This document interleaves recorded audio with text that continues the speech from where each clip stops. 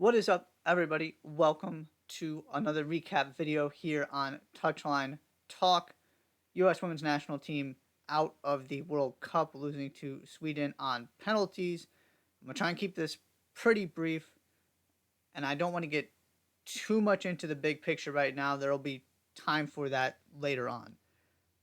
But there are a couple things specifically right after this game I want to address, so here we go.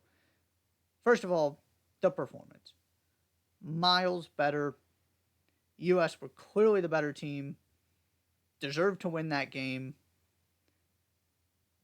and it was just better everywhere. Alyssa Nair was better. The outside backs were better. Going to the 4-2-3-1 solved a lot of the problems that had been plaguing this team during the group stage. Andy Sullivan was really, really good. Emily Sonnet comes in really good. Playing with the double pivot allowed Lindsey Horan to really just stay up the field. She was at the heart of a lot of the chances and the opportunities the U.S. created. It just looked so much better. The press was creating opportunities in attack.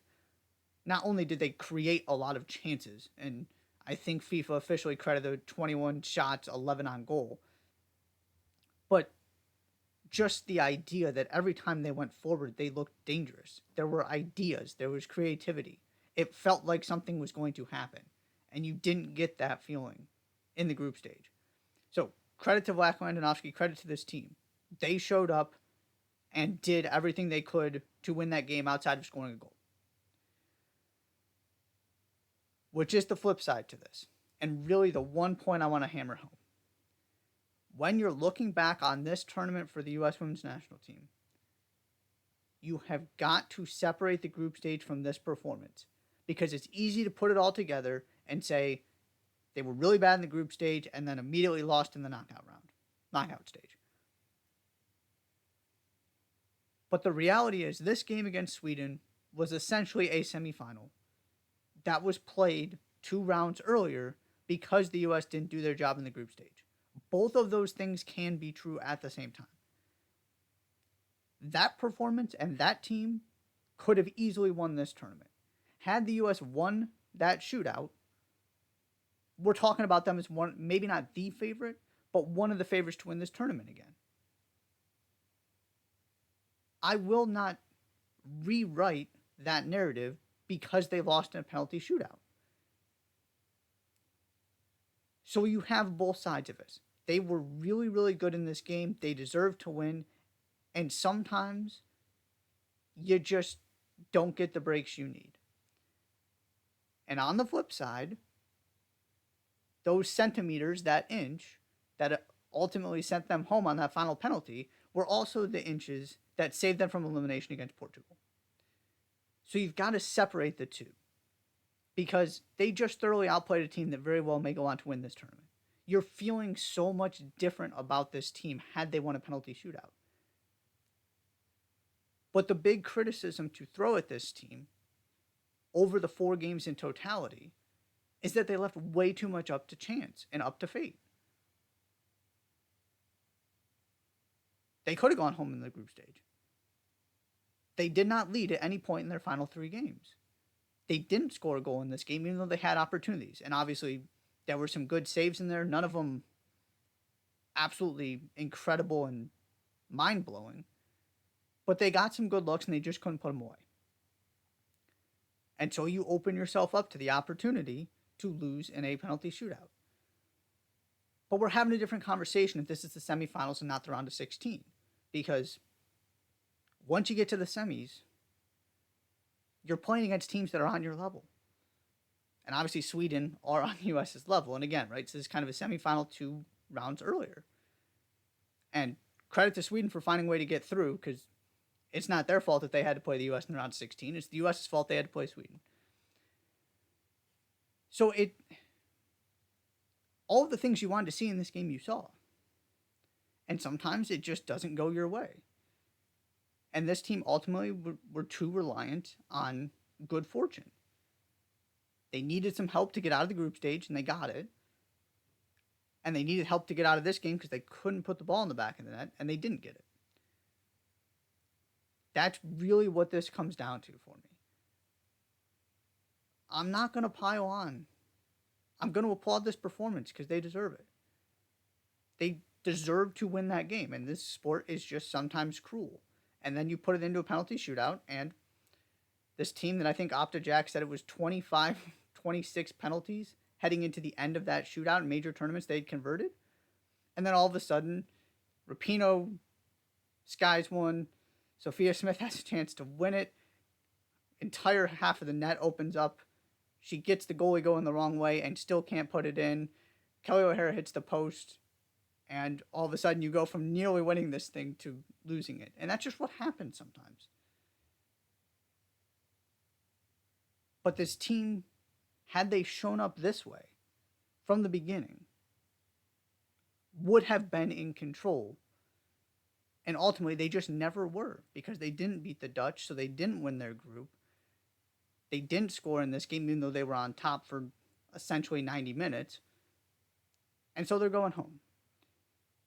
So it does need to be reframed a little bit out of a round of 16 exit, because obviously this team makes the semifinals in literally every World Cup previous to this one. To me, that's about what happened again. It's not like they just weren't at it the entire tournament. They weren't at it in the group stage, but they pulled it together. And again, before you start really going after this team, because in totality it wasn't good enough. Absolutely.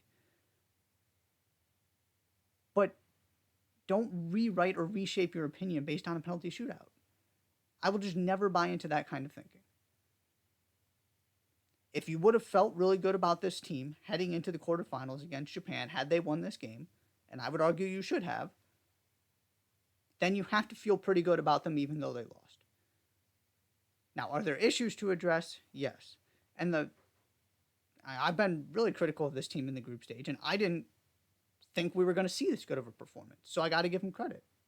I expected that game to be more balanced than it was, and it just wasn't. It was one-way traffic. There were, a period or two for 5 or 10 minutes when Sweden created some chances, but really they were the team trying to get it to penalties, and they did, and they won.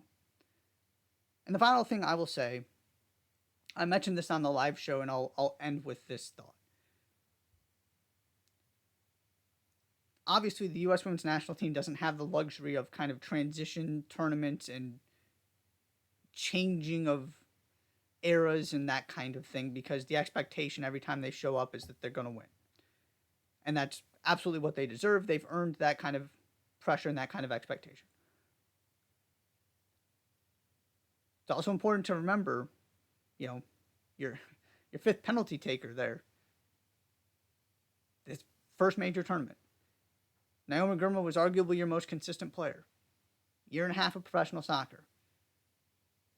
This team isn't, you started 2 players in their early 20s in attack. You got an 18-year-old on this team. Katerina Macario, Mallory Swanson. All of these players are under the age of 25, if I've got my ages correct. And maybe Swanson is 25, but you get the point. All of these players are going to be on an entirely different level with 4 years more experience come 2027. It's not time to panic about this group in particular. Are there some structural things? And of course, you're going to look at youth development and the struggles on the youth level and those kind of things. But you still have to feel awfully good about the future of this particular team because they were so young. This isn't supposed to be their peak. This is supposed to be the tournament you learn from so that you're ready for the next one. And that is what is going to happen. And then we're going to see how 2027 goes and how the Olympics go when most of these players, now have a major tournament under their belt. And Mal Swanson has at least played at some higher level international stuff. Obviously some injuries and missing this one and not a lot of major tournament experience, but she's been around. She knows what to do with this team. And so hopefully you come back a much more intelligent, more prepared team for the Olympics and then work toward 2027. But there are so many positive things to take away if you just take it outside of the fact that this is, the betting favorite to win the tournament and a team that expects to win every tournament they play. It's not like the sky is falling and the rest of the world continues to get better. And I keep saying it. You can't just expect this team to walk in and win. That's not how this works anymore. And it would be something different if they actually had gotten eliminated by a team that wasn't on their level. And it almost happened, and then you're having a different conversation. But they got through. Germany didn't. Brazil didn't. That is not a given anymore. And then they lost to a team that they could have lost to in the final, could have lost to in the semifinals. It just happened to be 2 rounds earlier because they didn't do their job in the group stage. To me, that's the story here. Is they showed they were one of the best teams in the world in this game, at least capable of being.